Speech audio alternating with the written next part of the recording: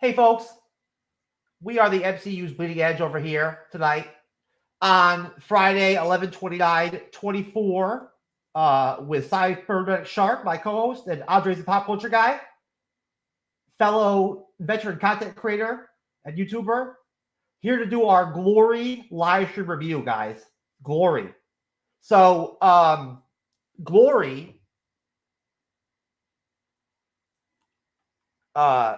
which I didn't know, but actually had a really interesting behind the scenes kind of deal with the making of it and all that, with Matthew Broderick and his mom and all that stuff. Really interesting stuff. He quit the movie at one point, right? And he was the lead, and they made this movie. They made the movie as a vehicle for him, basically, off the stardom of Ferris Bueller's Day Off. So really interesting stuff. I really enjoyed reading about the backstory of the making of the film, the information I could find. So Glory is a 1989, what a year, 1989, American war film directed by Edward Zwick about the 54th Massachusetts Infantry Regiment, one of the Union Army's earliest African-American regiments in the American Civil War. Stars Matthew Broderick, Denzel Washington, Carrie Ooze, Morgan Freeman, and a smorgasbord of other people, basically. But those are the main players. Essentially, Glory was co-produced by TriStar Pictures and Freddie Fields Productions, distributed by TriStar. Premiered February 16, 1990. It grossed $27 million worldwide on an $18 million budget. Not bad.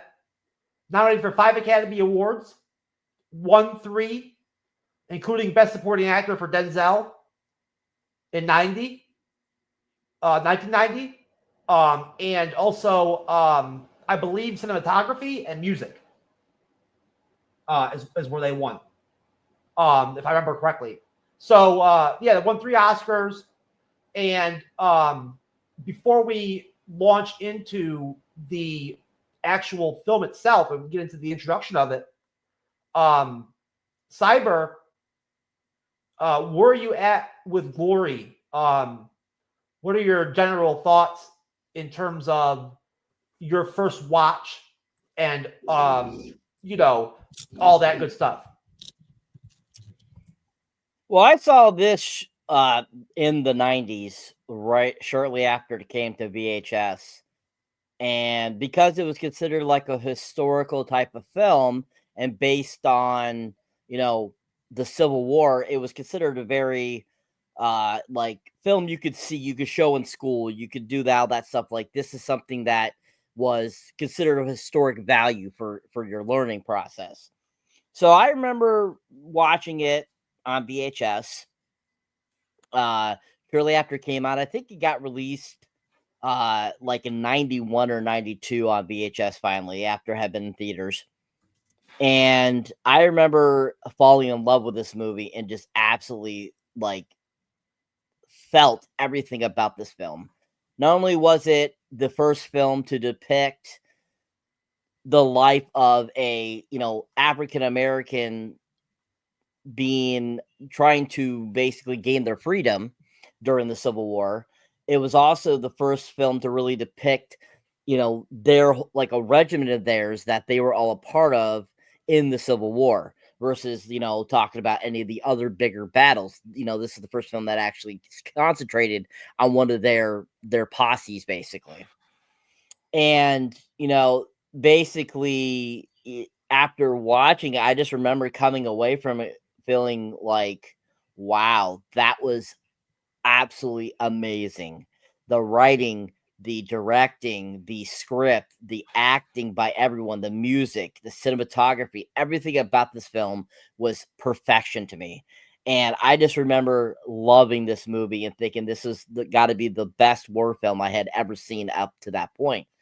And I remember just thinking to myself, wow, this just is really, it's nice to see something different versus other war films I had seen. And it was nice to see more about history that, we always got to remember that we weren't there. So we're going off of people's stories that they've written down. And over the years, they can get convoluted, they can get messed up. You know, you can only go and say, okay, this so much is what really happened. And so what they did depict in this, I think, is very interesting to see, you know, if that was how it was, that was very interesting and enjoyable. And I think that the whole concept was really done well. Comparing it to watching it recently, you know, as an older adult, it still had the same impact on me. It still was a really fantastic film. Same principles. It was amazing. It was great. It was exactly what I remember it being. And I just always enjoyed watching this film. And I think it's one of the best war films. You know, I would say my top 5 war films that I have enjoyed over the years of watching cinema. And this one, I think, is one of the top ranking ones that I feel everyone should definitely check out because of how powerful it is and just how well done it was, and giving you an example of what it could have been like during the Civil War. So I think it's a really fantastic film, and I love watching it. No matter how many years in between I've watched it. Okay, Andres. Yeah. Same here with Saber. You know, the first time I saw this, I seen this many times in TV, but my first exposure with it was in school, and it's a fantastic war film. I think it's my personal favorite. Just nails everything right. I mean, this is a part of the history we don't like. We talk about the Civil War, but not in this area with the first black soldiers of their own unit. Is something that you rarely talk about in history. So I think it's cool to learn this piece of history that we don't talk as often in other histories. We talk to death about World War II, or Vietnam. We talked about that quite a bit, but we never talked about some other aspect of wars that we don't rarely discuss. World War I or Civil War. So yeah, fantastic movie. Love the performance here. Denzel Washington is the highlight of this film. I'm so happy he won the Oscar for this. This is his first Oscar for supporting actor, which is really great. I mean, Morgan Freeman is awesome as always. He just, it's this great actor. And then you get the other actors that I recognize, from Princess Bride actor is here, which is great. And Matthew Broderick, he's fantastic as the lead here. Very excited to talk about this film. 89 greatest year for films, and I think this was a good year to end in 1989. So very excited to talk about this film. There you go, most definitely, yeah. And I really enjoyed my watch for the review.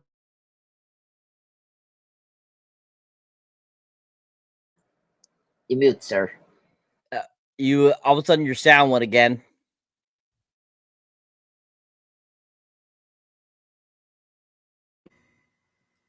Hello. There you go.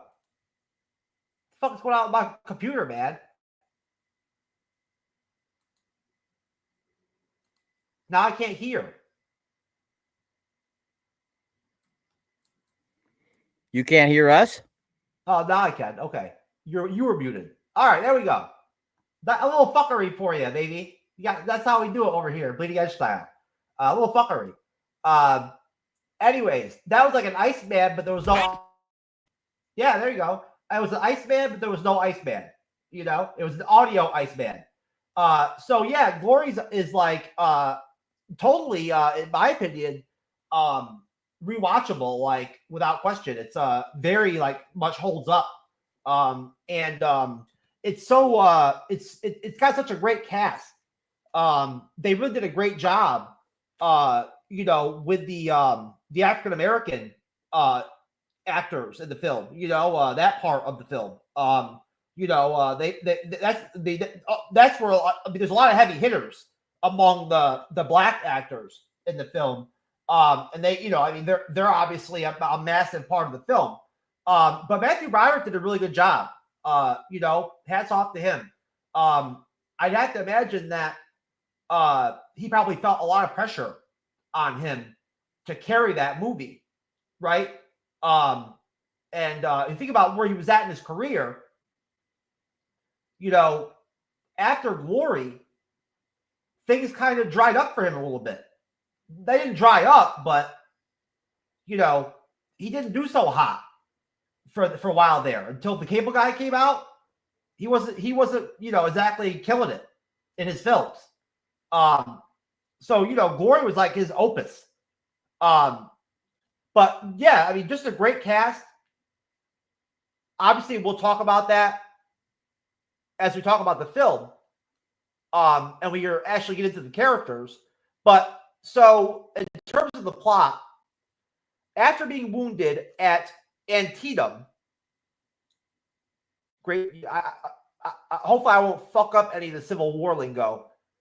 Captain Robert Gould Shaw is sent home to Boston on medical leave. His well-connected father obtains for him a promotion to colonel of the 54th Massachusetts Infantry Regiment, one of the first all-black regiments in the Union Army. Shaw appoints his friend and fellow soldier, Cabot Forbes, as the second in command. Their first volunteer is Thomas Searles, a bookish, free African-American who works as the Shaw family secretary. Other recruits include John Rawlins, Jupiter Sharts, Silas Tripp, and a mute teenage drummer boy whom Rawlins refers to as Homie, I guess. Homey. That's Homie, baby. In my dictionary. I don't think they call him Homie in the movie, but I'm calling him Homie. The mute drummer boy. I didn't see him in the final battle. They should have thrown him out there. Gave him a gun. But so what do you guys think? Andre's the pop culture guy. That's our introduction for the film, right? Yeah. Take us to before they actually initiate the regiment, right? Right. That part where they actually make it happen. Okay. So the beginning part is really just enthralled. Like you're. Well, I my bad. I'm sorry about that. You can go all the way to where they start the regiment.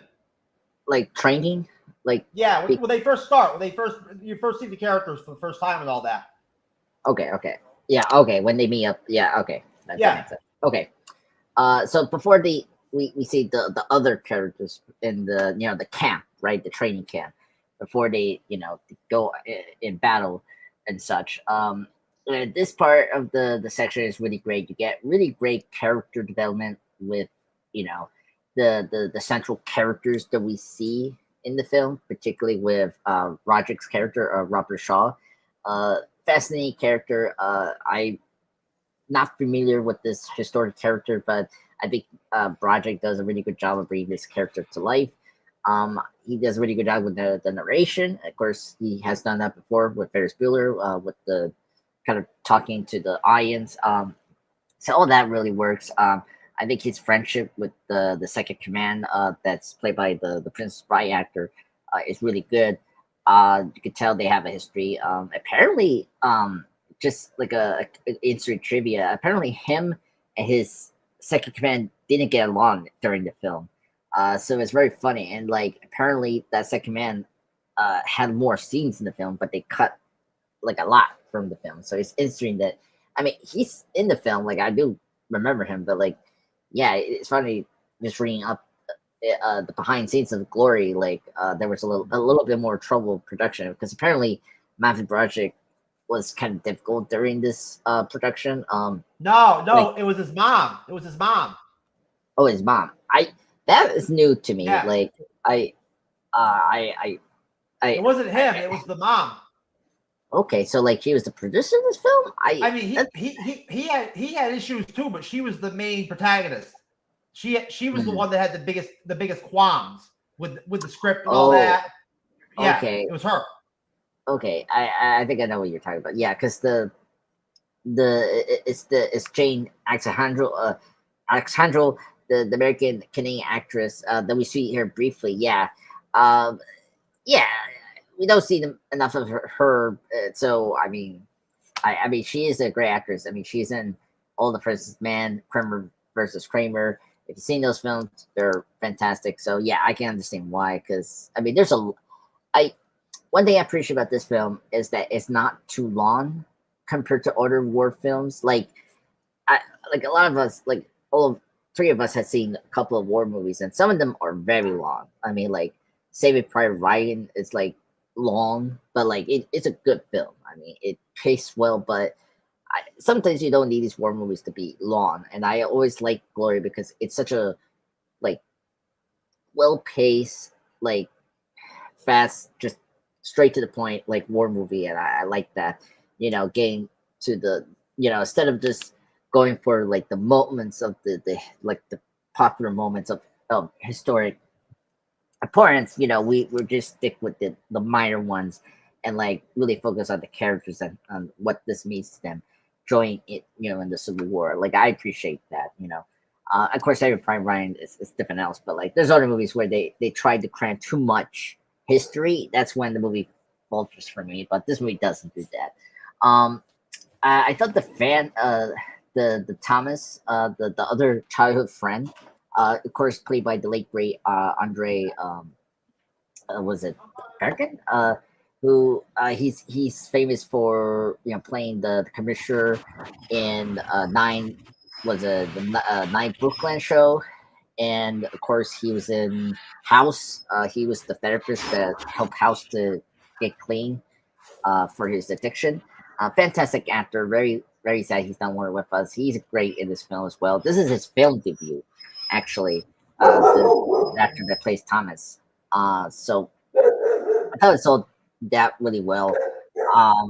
Yeah, I think the sequence does a really good job of getting us to know these characters before they come into the camp. And one thing I had to bring up is the music. I mean, I thought the music is really wonderful during this sequence, performed by James Horner, who is also not here with us. Great composer. I think he really elevates the that time period. But yeah, so I think this is a great introduction to our characters that we're going to follow throughout the film. Cyber.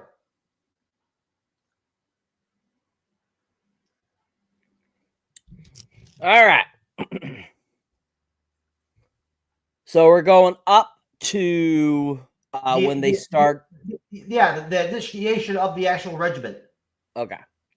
So the movie starts off with a huge battle, and that is fucking amazing. I mean, you get right into the action into this. You see how war is for that, that time period in the Civil War. I mean, I always crack up watching these movies because I'm like, why the hell they just kept marching forward as they're being shot at? I never get. It's the same thing with the Revolutionary War. I'm like, what the hell were they thinking?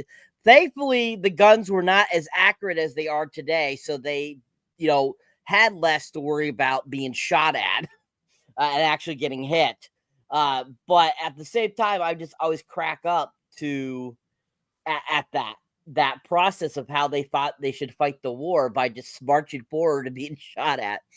But anyways, still fantastic war footage here. Great action, great battle sequences showing just how graphic the Civil War was and how, the South and, and everything, the North and the South decided to fight each other and just where we were at this time period in 1863. And, it was very interesting, just like showing kind of how some of these people reacted and stuff like that. And you get kind of a good idea of kind of that, Matthew Broderick's character, Robert Shaw Gould, kind of, even though he ended up becoming a, decorated soldier, it kind of showed how he was playing him and like what they went on from his letters that he was kind of a coward. He was kind of not like as strong of a leader as they thought he was. And I feel they did a good job of portraying that at this very beginning battle, showing you kind of, him kind of hiding amongst the dead bodies to kind of survive kind of deal. And I think that, probably a lot of these men probably did that. I mean, because the majority of these guys were just civilians. They weren't soldiers. They weren't, they were militia. They were just going out, fighting for what they thought was right. And, I think they did a really great job of showing kind of the impact of this beginning war. And then, going kind of into the story, showing more about Matthew Broderick's character, showing him, advancing a little bit for surviving the war. And, we get introduced to the, these other soldiers. We get introduced to Morgan Freeman, Denzel Washington's character, et cetera, et cetera. And, we get introduced to one of the first, black, militia military people. And, one thing I love about this film and this sequence here is they really show that, think about it, the United States gave the opportunity to these black people, these black men, to get a chance to be free. And, in a culture that was so enticed in slavery.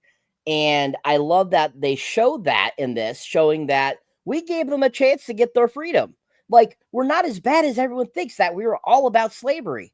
And so I think that, I love that they show that in this film. I love that they bring that kind of out throughout the entire film. And it really starts off at the beginning here, showing, these black, military guys and kind of, their camaraderie with the other people. Of course, throughout the film, and throughout this section here, this very beginning section, it shows the kind of the opposition between, the black and white people in the military and so on and so forth.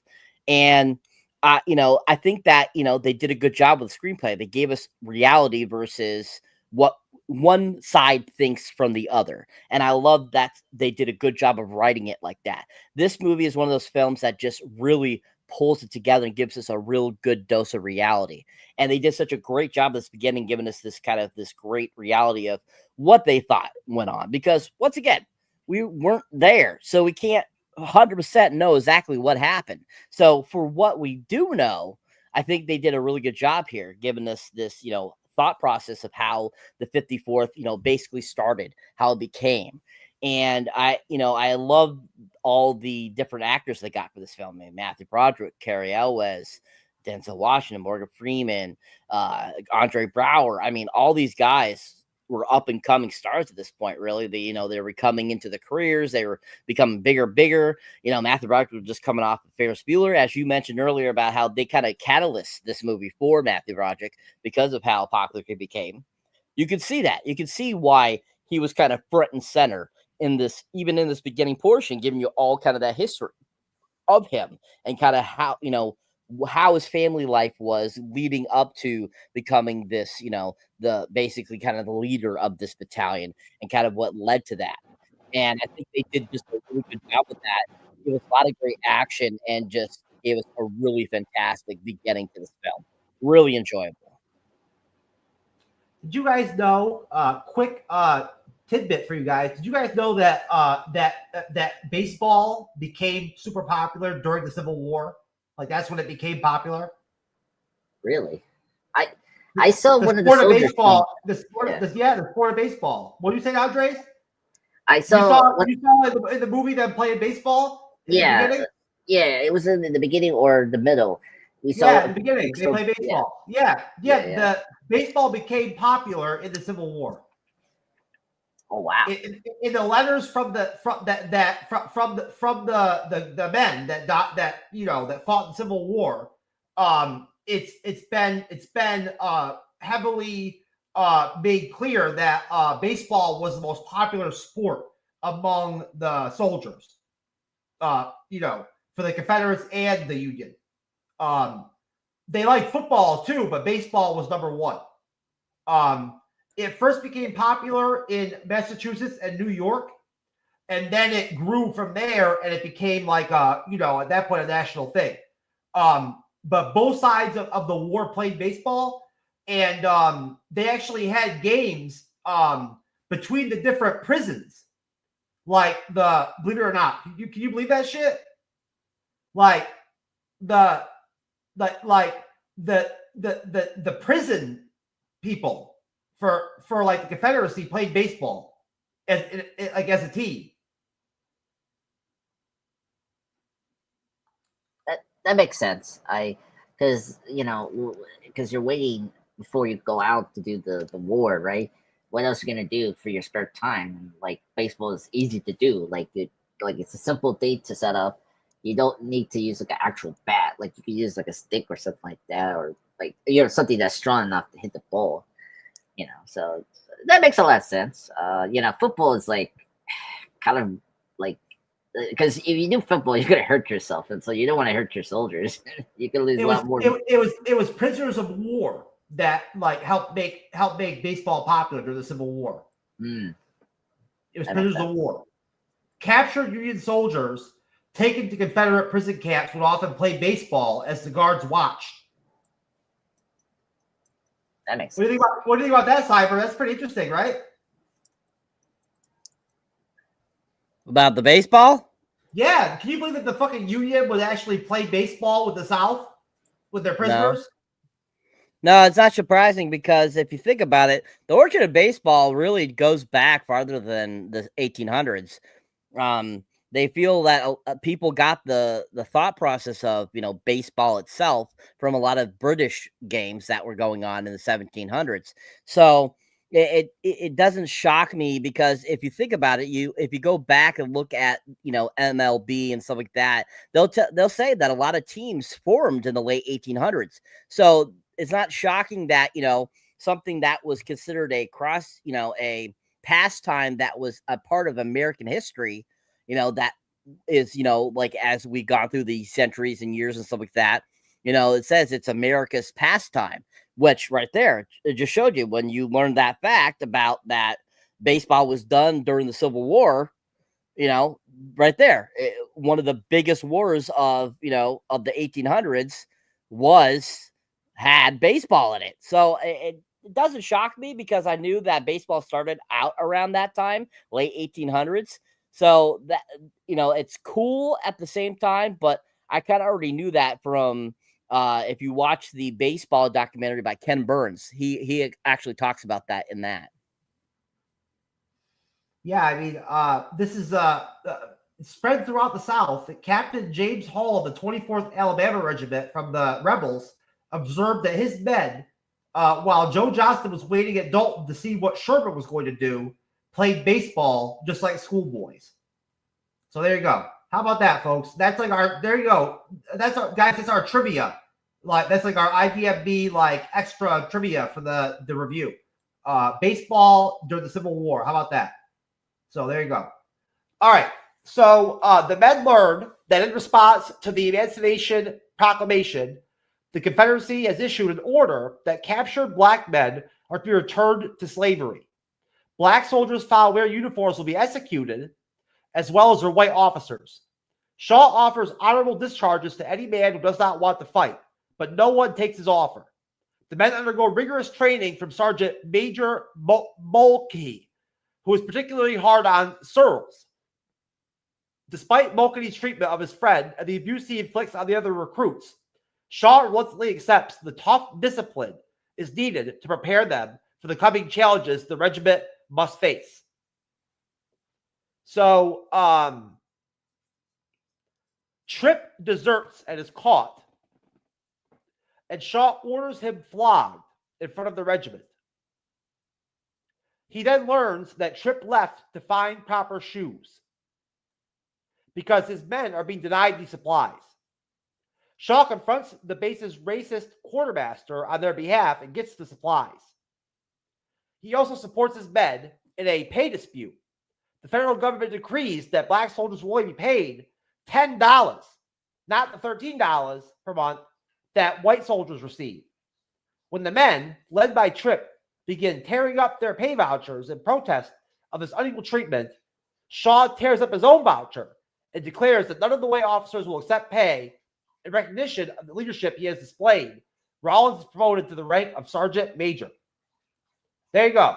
So, Cyber, what do you think? Off that segment I just gave you of the film. All right. So, I mean, this is a great section. Really it gets you intense into the film, especially the flogging scene. And Denzel Washington starts to cry. That gets me every fucking time I watch it because he is so fucking good in this movie. He literally makes me feel for him because of how good he is as an actor. And I was just in love with that character. I absolutely loved his character. And what is sad fact is that that character is actually 100% fictional. He's not based off of anybody from that regiment. He is all 100% fictional that they put together when they wrote the screenplay. And is that same thing with Morgan Freeman's character and Carrie Elwes's character. All three of their characters are all fictional, not based on anybody actually from the regiment. But this section really gives you an idea of kind of, how kind of how things were, giving you an idea of how, the white soldiers were, treated the black soldiers and how they didn't get as good as gear, stuff like that they say happened because of, always thinking that, black people have been, evil people, for centuries, people thinking that, and that they're not as, worthy as the white folks, that was being shown there in that kind of dispute. And, Denzel Washington's character going to bat and getting the stuff he needs for the characters is really done well. It was really executed properly. It was really done beautifully. And I thought it was very moving and very exciting through that film. I felt that this section, even though it kind of got into kind of that mixture, it still was very well timed. It still kept the movie flowing properly and kept you enticed and kept you intrigued and wanting to know more. And, this kind of also shows kind of how Shaw's opinion starts to change, with the times and stuff like that. And, that these are just men as well, who, and that we all as men fight for the same thing. We're all fighting for the freedom of our country. And so I think that is so beautifully done in this section, showing you kind of how Shaw is seeing the differences and seeing that, he's progressing and how he's changing his mindset and, learning that, we're all equal. And so I think that a lot of this section here, leading up to your endpoint, is just really done well. And I think I just really enjoyed this section. And I think a lot of it is just really done well. I think probably the interesting part there too is that we really get kind of a lot of interesting information about certain characters throughout the section too. We learn a lot more about the different characters and kind of where they're coming from and kind of what they're dealing with. And I think the actor that played the drummer boy, Homie, he did a fantastic job. And rewatching this, I was looking at him going, who the hell is that? I know I've seen him before. And I still can't pinpoint it, but I just remember thinking, I remember at the time when the first time I watched it, I was like, that guy is going to be a star just like Denzel Washington. And this guy is going to be awesome. And he ended up becoming like one of those great bit characters that was in a whole bunch of movies throughout the 90s and early 2000s, stuff like that. I just remember thinking he was really fun. But I thought he did a fantastic job in this section. We got, kind of an idea of who he was. And I think that he just does a really great job of bringing his character to life in this section. But yeah, overall, such a great section. Gives you a really great idea of what it was like and just really, moves the movie along to show you just kind of what these guys were dealing with during the Civil War and just kind of the turmoil and mess that they had to deal with. So really powerful stuff and really well done. Okay, Andre's the pop culture guy. So one of the best war movies for me is when we see our characters getting trained. We don't always often see our characters like trained before they like are sent out to the war. And so like that's why I really like, Full Metal Jacket, because you see the soldiers being conditioned to be killer machines. Here I like it's cool to see these, like black soldiers and slaves, try to be properly trained to fight the war they're going up to. It's really neat to see, seeing like the routine, how to use the proper rifles. Like I really dug that kind of thing because we don't see as often in war when we see our soldiers being trained to to come back the rivals and the fronts, right? And at the same time, I do agree with Cyber that you see each of the characters getting changed during this training, particularly Thomas, right? Like Thomas, the childhood friend with Robert Shaw, he's a black like free man, he's not a slave like the others, right? And so it's interesting to see his his condition here, like not being treated properly, like as a gentleman, but like just a soldier, like, and you see that like he struggles a little bit, that he starts to get used to it later in the film, and to be a soldier. And he's one of those fascinating characters there, fascinating character there to see his upbringing against him becoming a soldier, because he said to Robert early in the film that he's going to be his first volunteer, yeah. And then you see Shaw also, he's trying to be a good leader, right? He has everything like weighty on his back, because like this is the first black unit, right? He's trying to get them ready for war, presumably, right? And I like this film, you see that it could happen that people, despite promising this like unique thing, having an all black unit, it doesn't mean they're gonna get the same privilege as like we do, and and good example as the uniforms and shoes, and it's frustrating, but like fortunately people don't see them as equal. And so I appreciate later on that the Shaw had to make it work, because they need that, because they were suffering from disease or cuts, as we see with Denzel Washington's character, because he had to get new shoes because his feet was getting really bad. I mean, really like affected, trip. So, and oh my God, the speaking of Trip, fascinating character, very close up because of the history he has. When we get to the fire camp towards the end of the film, but you see him, he's one of the slaves that had the harshest life, and that whip scene is so powerful. I mean, like Denzel performance is so fantastic. Like he like his tear in his eye just gets you so badly. It's like, oh my God, that's so I mean, before that, it's like when they take up the shirt, you see the scars. Like that is very true. Like they, fortunately these people get whipped every time, and they get the scars from the whips. And seeing that before he gets getting whipped, it's like really hard. And really well directed film in that scene, and really just sad for him. It's just trying to get proper shoes to to properly work right, and train. So I think this section is really good. And also you see conflict between Shaw and his best friend, who is second command. He's trying his best to train the comrades properly, where Shaw, played by Roderick, is trying to train them, to move fast and be efficient, because you're gonna get shot quickly in that battlefield, as we see with the beginning. So fantastic sequence. Very powerful. You see all the actors being top form.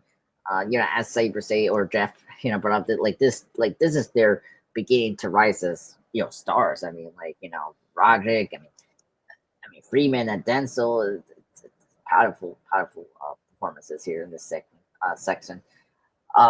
Well done. I mean, this part is my favorite part about the film, is to see everyone getting trained and see the conditions of what has to be to become a soldier. Yeah, I do. Most definitely. Yeah. Like you said, Andreas, the characters really do evolve and grow really well. Especially the colored characters, really, as characters grow a lot, throughout the film, and it's enjoyable. It's very entertaining and fun to watch them, and there's there's a lot of really great chemistry between the actors, I think, in the film. Morgan Freeman and Denzel, the stuff with Denzel and Browner is good. But nevertheless, so once the 54th completes its training, the unit is transferred to serve under the command of Brigadier General Charles Harker. On their first mission, the 54th is ordered by Colonel James Montgomery to sack and burn Darien, Georgia, with Montgomery's own poorly disciplined black soldiers. Shaw initially refuses to obey an unlawful order, but reluctantly agrees under threat of facing a court-martial and being relieved of his command, and threatened that he'd lose his soldiers. So I'll again stop there, and I'll go right back to you. I'm just pop culture guy. And what are your thoughts on that smaller section right there where you get Shaw lobbying to get his troops into the game, and then they get their first action in that really kind of really fucked up scene where they sack that town. Yeah. This is the part where you're with Shaw and you're frustrated because, as I said before, they don't get the same privilege as any soldier. And so you think they're going to go first to the battlefield, but then it kind of turns into more like they're just there to do, mundane things, and then also doing crime, things, which is nothing new. I mean, if you pay attention to wars, that soldiers have done those kind of things of, touring and killing people, which we don't record, because it's gonna change the percentage of what was going on there. I forgot about the sequence with the village because I was like, oh yeah, they went to the village and tortured it. It was so that guy was so annoying. I was hoping one scene, Mr. Shaw punching him, right in the face, because he was so annoying, a bigot, he was using these, these black soldiers for his own game and just torturing the town of innocent bystanders. I mean, the civilians. I don't care what side they are. It's they're probably doing nothing wrong. So yeah, it was very frustrating. But it's good that Shaw was not gonna let. It was good that he was not procrastinate. He was trying to be proactive and getting his man in the battlefield. So this section, it was okay, come on, let's get them to the field because they already trained. Because it was great to see them getting their uniforms and they look, going to the parade was really great. They were properly soldiers. It was such a nice scene, and then all of a sudden they didn't go straight away to do the battlefield. It's ridiculous. So this scene was frustrating, but luckily they got their chance to do it when we get to talk about that. Okay, thank you, sir. Cyber.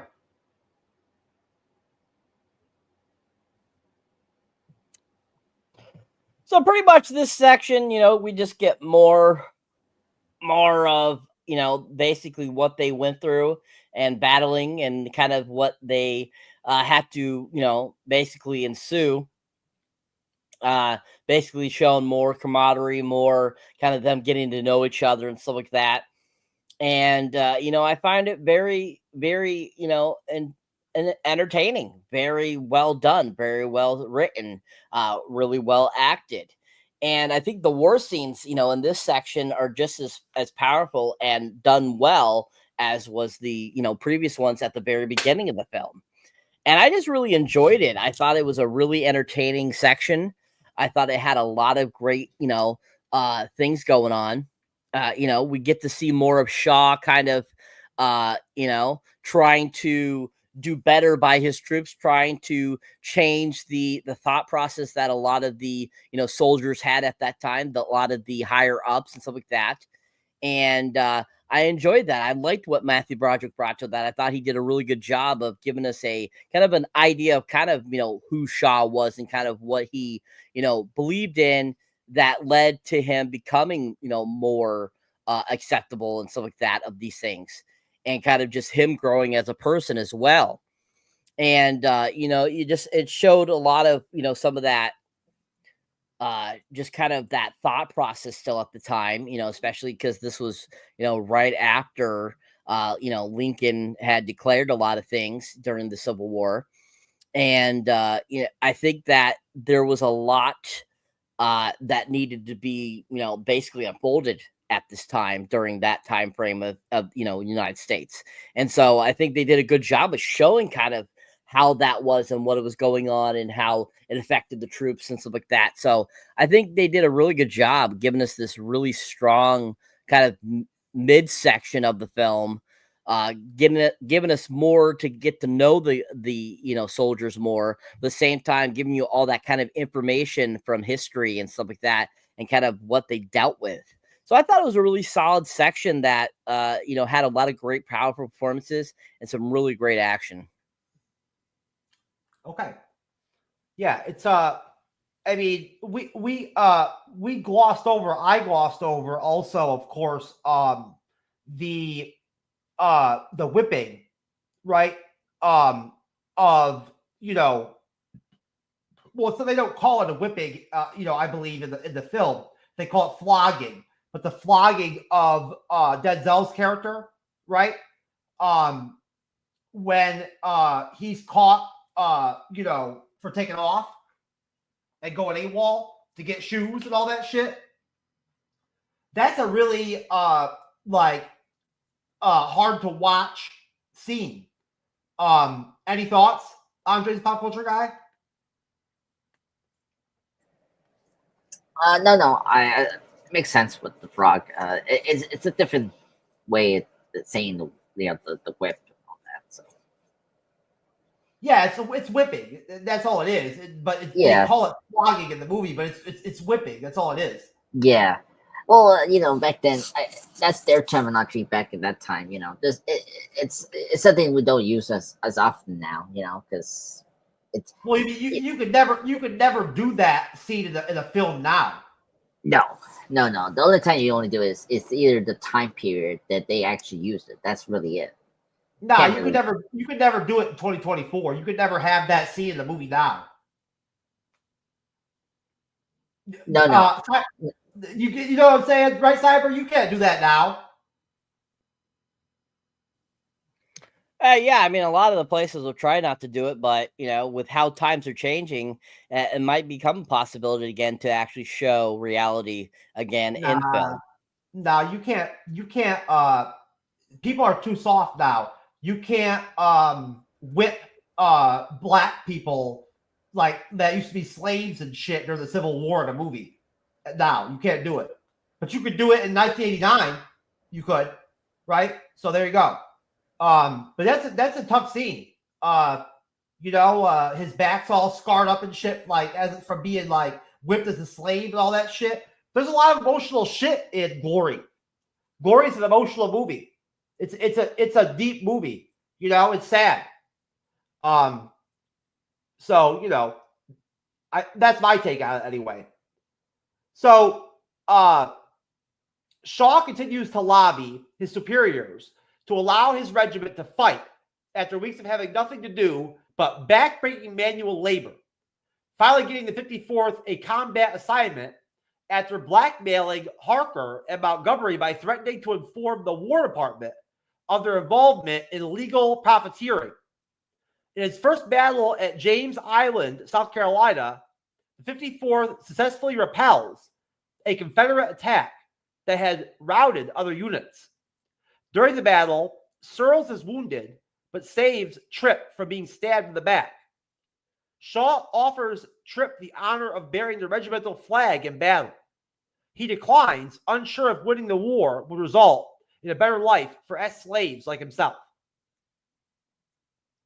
So, what do you think, Cyber, about the battle? It's really good.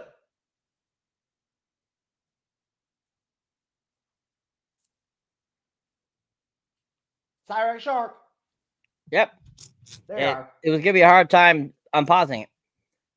Anywho, I mean, yeah, the battle's amazing. All the battle sequences in this film were so well constructed and done. They were so amazing and awesome.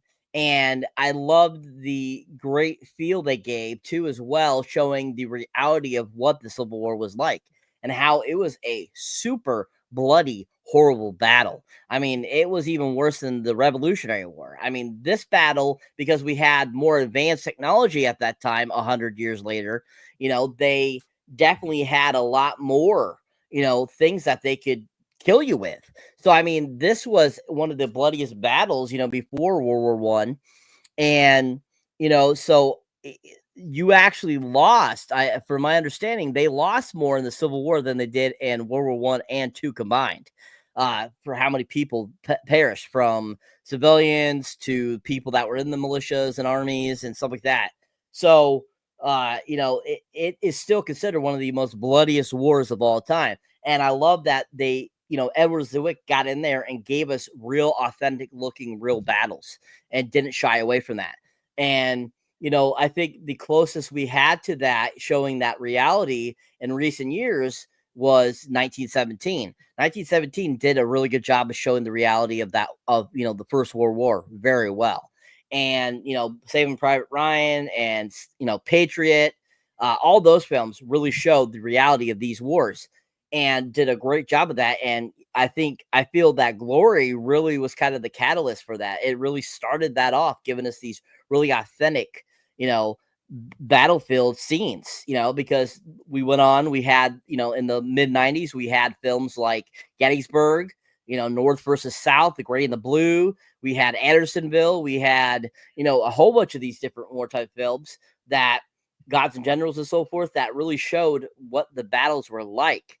And I like that, this war sequence here that we just saw, how amazingly done and created it was in recreating this battle. Now, I know that there are quite a few different little wars that they did not show in the film, that this battalion or this regiment had fought in as well.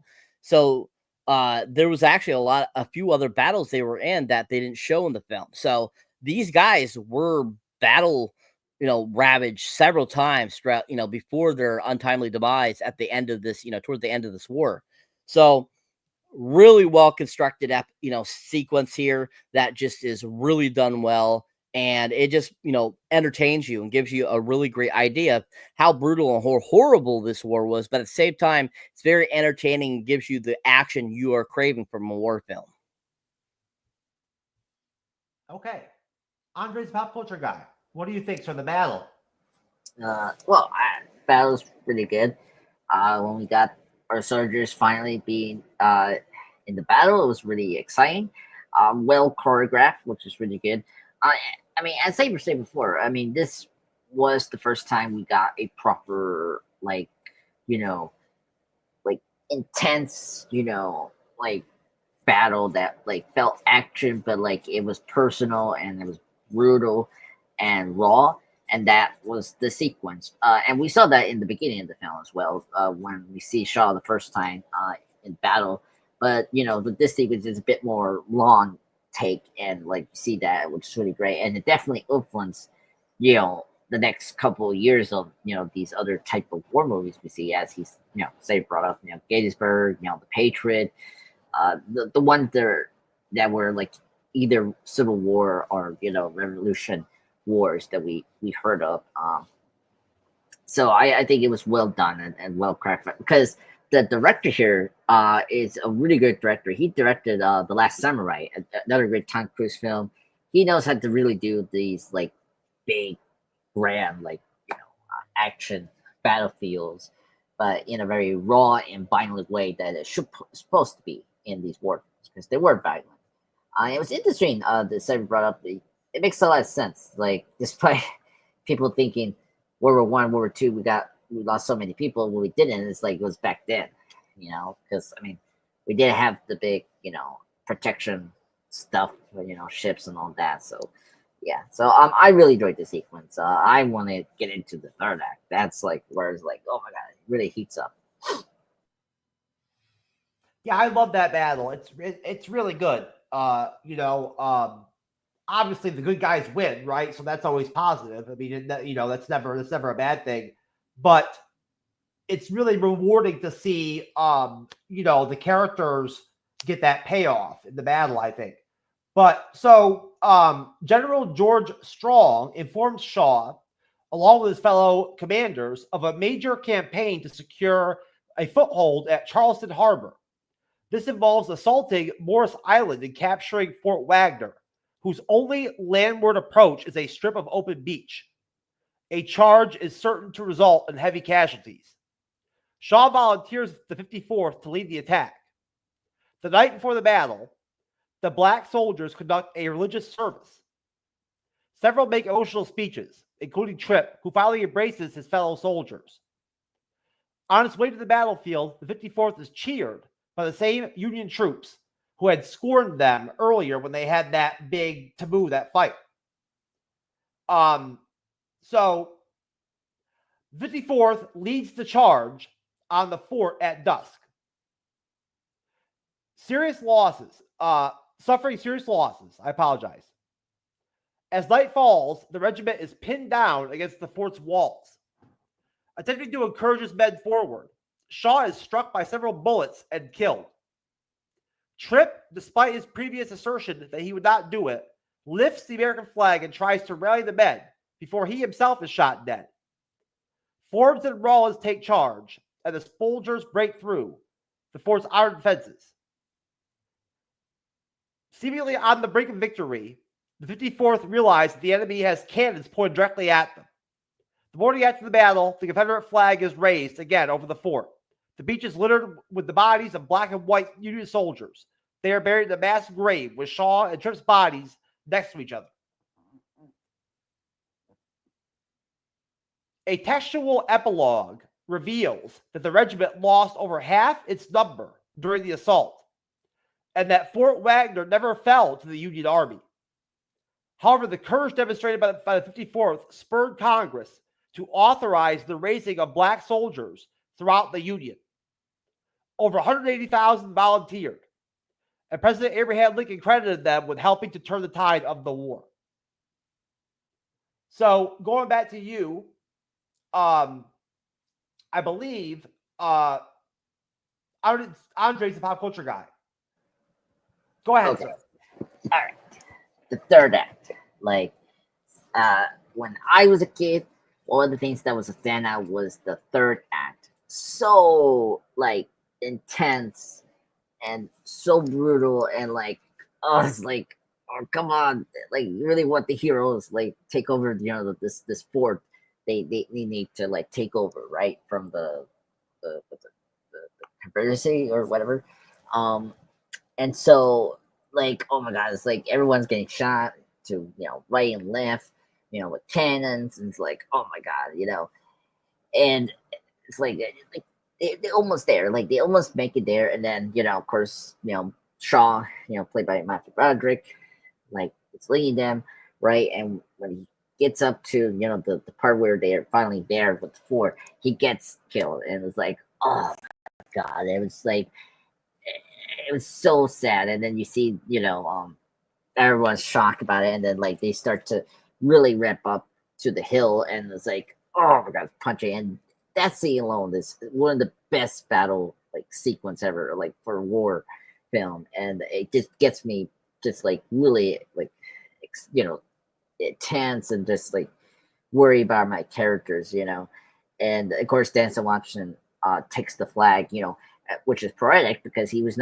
asked by Shaw to, like, I think lead the flag if someone's gonna or is it that's one took it, this Washington declined, but he in that moment he took the flag where it was supposed to be Thomas who was was supposed to take the flag, the American flag, and he gets shot, and I was like, oh my god, it was so brutal, and like just like, oh my god, like he's dead.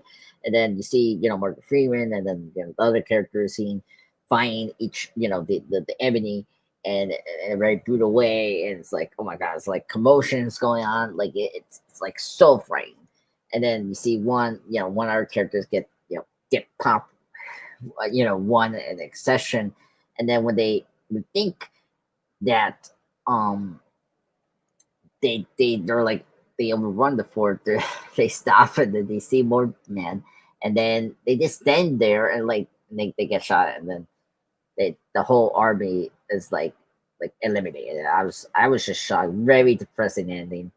And then just seeing the corpses, it was just really sad. And seeing Sean's body being thrown to the pile, and then you see Denzel's body, triple his body as well. And it was really sad. And I was like really hoping, cross my fingers that these characters survive. But every time you see this sequence, it's like, oh, nothing good is gonna happen to them. And then of course half of them, died, but bravely they tried their best. And and of course typical war movie, very trope things, like you find out like what happened in the aftermath. And so despite despite the attempt, they didn't take over the fort, as seated, but it did encourage many more black, people to, join the army. And so that was cool to learn. And of course, I was happy that at least the president like acknowledges men and their bravery. So that was really cool. Yeah, and I think I just check here, like I think one of the, I don't know, it's like Morgan Freeman's character or someone like got honored with his bravery during this event. So very sad end, but like one that you're happy to hear what happened with the aftermath, and like at least their bravery is knowledge. But man, really just really depressing ending. But the battle was fantastic, well choreographed, just like very intense, and it's something nothing really tops this really for me in terms of battles. But yeah, I highly recommend everyone to watch this film. So it's just a fantastic movie. All right, sir. Cyberneticshark, sir. So yeah, the final act of this film is by far the best portion of the film. Just like Andrea said, this section always gets you really hard because it's sad, because all these amazing men sacrifice their lives to better, the United States. And, the whole, ending sequence there, where it shows them burying the bodies, gets me every single time I watch it. Every fucking time, because that is just how the bodies fall in that slow motion, and Matthew Broderick's character and Denzel Washington's character falling on each other. You just see that they're brothers in arms, that died together as equals, and so it was just it's a really beautiful and moving thing. But this whole section is amazing because just like Andrea said, the choreograph of the battles are amazing and so well done at this section. It gives you a lot of thought process of what's going on. The fact that Trip, grabs the flag, even though he said he wasn't to, showing that even though, at his time in life, blacks did not have all the rights like they do today. He felt that there was change on the horizon, and that he needed to show that he was part of that change by picking up that flag. And it's so beautifully done, showing you the camaraderie that there is in the United States, that it's, we fought together to better this, one of the most freest countries in the world. And so that's what's so great about this film too, is that it really shows just what our forefathers did to make it a better place for us too as well. These men, they had balls. Anyone that fought in a war, World War II, World War I, Civil War, Revolutionary, those were real men, and they fought to make this place a better place, and to get away from those types of things. So this film is just one of those great remembrances of all the work that we have gone through to get to where we are. And this film is just so amazing. And this whole end section, it really shows the beauty of, what, we had to do to get to where we are. So I think it's done really well. I thought, like, just like Andre said, the action was really done well, the choreographing, everything about it. And even how old this film is now, being 35 years old, it still looks so amazing. It's amazing in 4K. If you want to watch this, I definitely highly recommend watching it in 4K, because the 4K restoration was amazingly done. And even being 35 years old, I've seen films that were made 10 years ago that don't look this good. This film was really done well, and everything about it was so well. One of the greatest parts about this film too is that they filmed it on location where all these battles supposedly took place too as well. So I think that was another thing that really helped the film to really feel like it was real and that this is what was happening in 1863. So I think that they did a amazing job with this end sequence. It's a really well done and choreographed film. The score is amazing. The everything about it was just done so well. I loved how it ends with the credits saying what exactly happened, that how many of the soldiers we lost and all that kind of stuff. I always enjoy that they give us those tidbit and information of what they do know. And I think it was just so well orchestrated and well done. Really fantastic ending to a fantastic film. Yeah, it is. It's like I said, it's an emotional movie. I would absolutely love to I would watch the shit out of watching like a young person watch that movie. Like a 20-year-old kid or 18-year-old kid watch Glory, right? I watched that. Like like without question. You know what I'm saying? There's like a reaction or something like that type video. I watched that shit. I love Glory. I'll start off our rating on it. I'm gonna go ahead and give Glory a 9 out of 10. What do you think, Cyber? I'll go right back to you.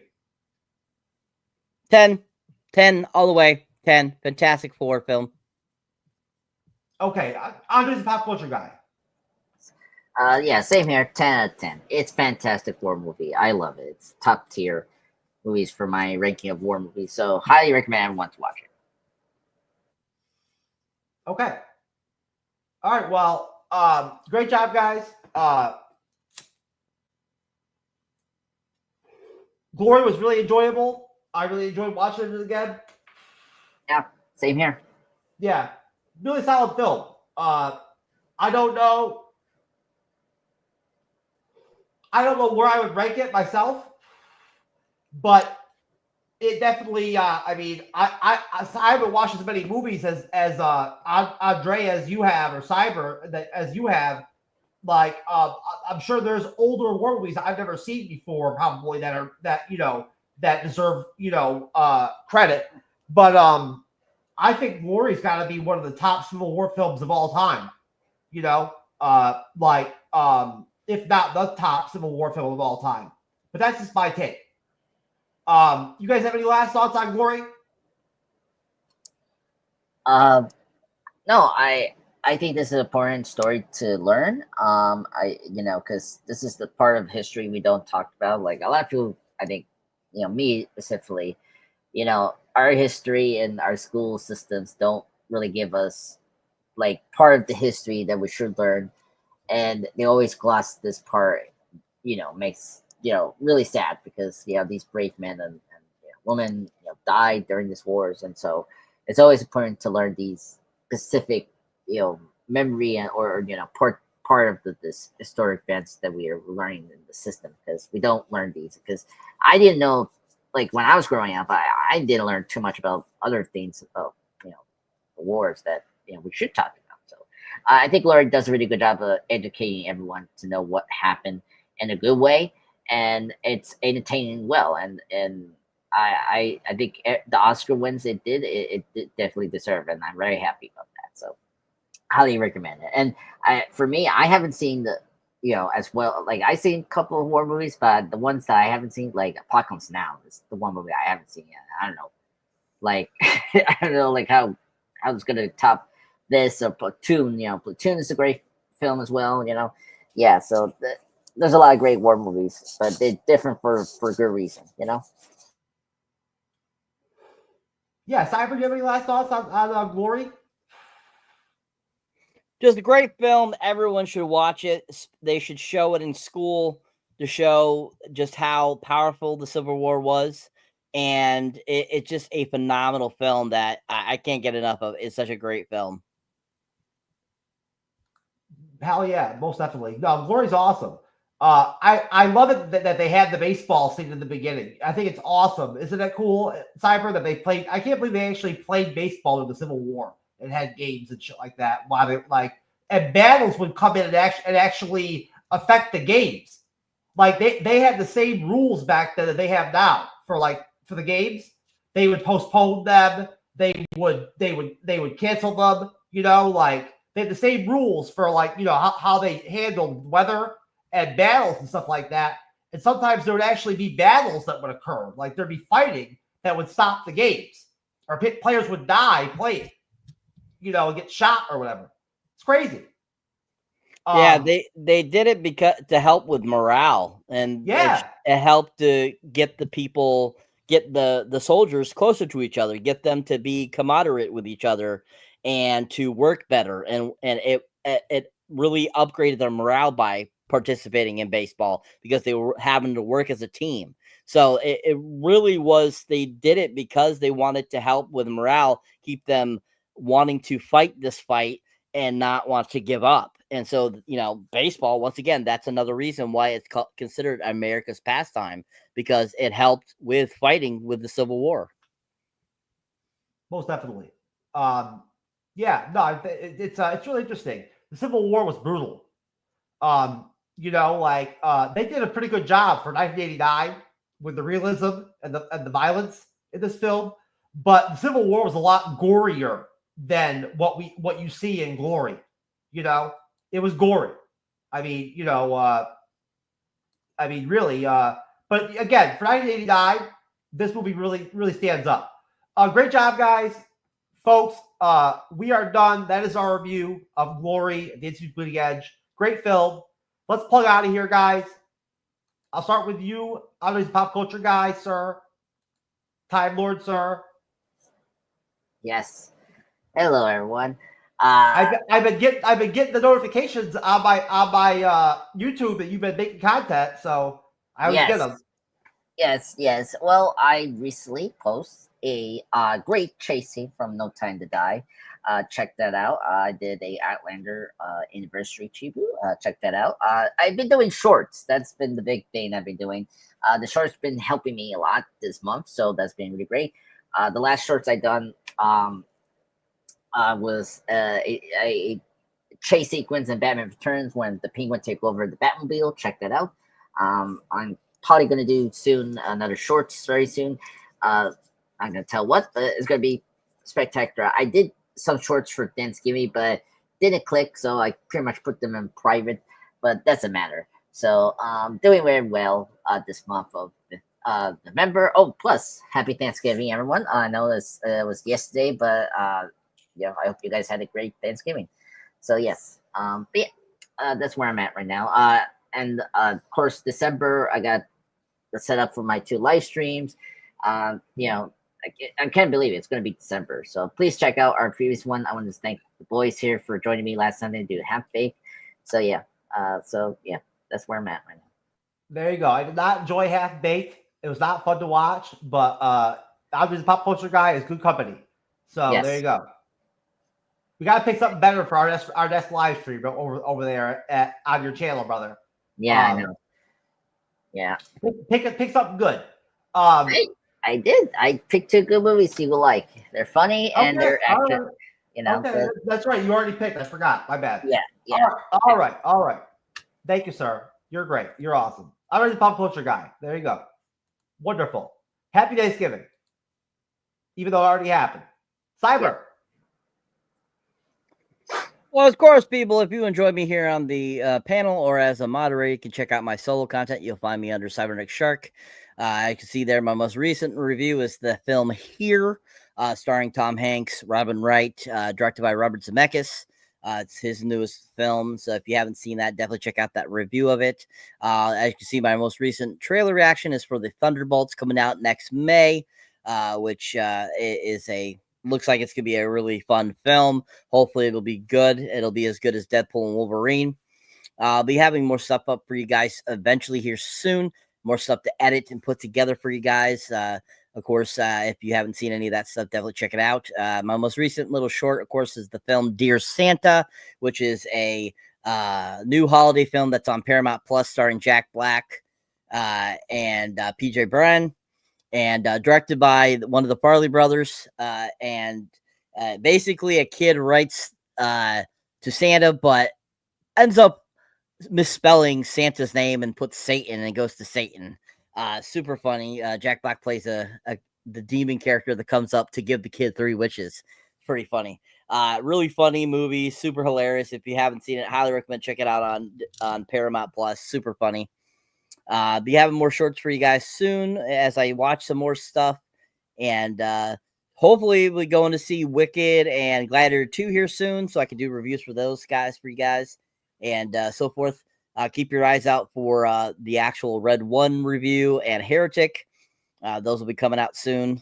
And yeah, just keep on trucking, keep on subscribing to us, keep on helping us get those views, and keep on building our bravado to, become masters here on the YouTube. And as always, please keep on watching us here on the MCU's Bleeding Edge as we bring you content every week. And yeah, keep on watching, keep on trucking, and we appreciate you guys. You're rocking it.